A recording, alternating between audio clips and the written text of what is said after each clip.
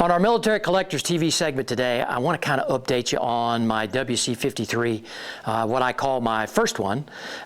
This one happens to have the D34 engine that we've talked about, different stamped engines that came out of these vehicles and a lot of these flathead Dodge 6s from World War II. This one came out of the vehicle and it's dated, again, it starts with a D34. It's dated about 1950. And so it came out of a Dodge custom car. That's kind of the way the serial numbers go. So this thing probably was replaced at some point, don't know by an individual. Because again, you're talking about 75 years of history here.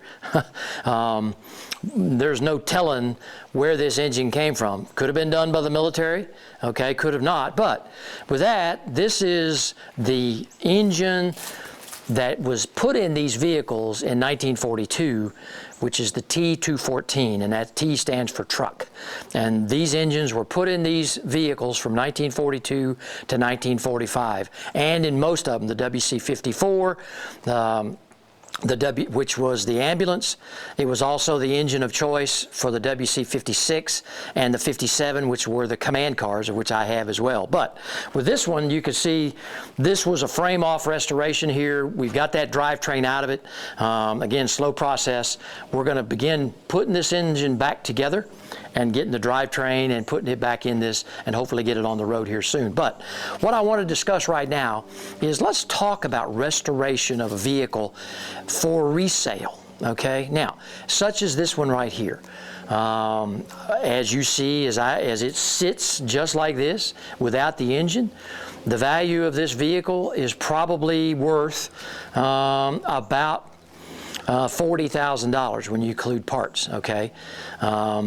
It came to me, it was in great shape, it was nice, but I wanted to make it nicer. Well, what I really wanted to discuss today was restoration costs versus resale value. One of the considerations that you have to have, because I get asked all the time, well, Bob, I'd like to get into military collecting. I'd like to restore a vehicle of my own. What would you recommend? Well, first of all, you got to ask the question. World War II, Korean War vintage, Vietnam, Gulf War, and then after. Is that really what you want? Now, a lot of guys have served in the Gulf War, the Humvees, the Stuart Warner trucks, the Deuce and a Halfs, the AM Generals. I mean, there's a lot of those things that are still out there in the GovPlanet system that you can get off auction sites or off eBay. But if you really want to get a piece of vintage history, look on back to World War II, okay? I wasn't really a World War II fan up until a couple of years ago. And I got my first World War II taste when I got my WC-57 command car. Great vehicle, I loved it, because every time I watched the movie Patton and old George riding up there with his goggles, standing by that 50 cal, I mean, it was impressive. And so that's the first one that I got. The second one that I got was a WC-54 ambulance. One that you see on the TV show MASH. But those things were, I mean, you know, they were very plentiful during World War II. 22,000 of those things were made. Most of them were sent overseas to Europe. Most of them didn't come back, and they stayed over there. And so to get one of those today, even though there were a lot made, there's just not many of those left. And so I have a completely restored one of those. I also fell in love with the WC-53 carryall. And so now that I have two of them. So, what do I expect to get out of them? Well, I can tell you, in order to figure out what it is that you insure them for, Hagerty Insurance, and again, Hagerty.com is the best one that I have found that will absolutely insure that vehicle for what you say it's worth. Now, they're going to do some double checking, send them some pictures, and I've done that with all mine. But the big deal is if there's anything that happens to that vehicle, if it's totaled or it's just beyond repair, if they can't replace it with a vehicle like that, you get what the insurance value is claimed to be. And so they're very, very good about that. Now, are you going to pay a little more for that? It depends on what pay more is and how relative that is to you. But you're always going to be guaranteed that set value of what you think that thing is worth. Now, if they think it's really out of the box, they may question you, but they have never questioned what I have as an investment in that vehicle, okay? Is that what I can expect to get out of it if I sell it? I'd like to.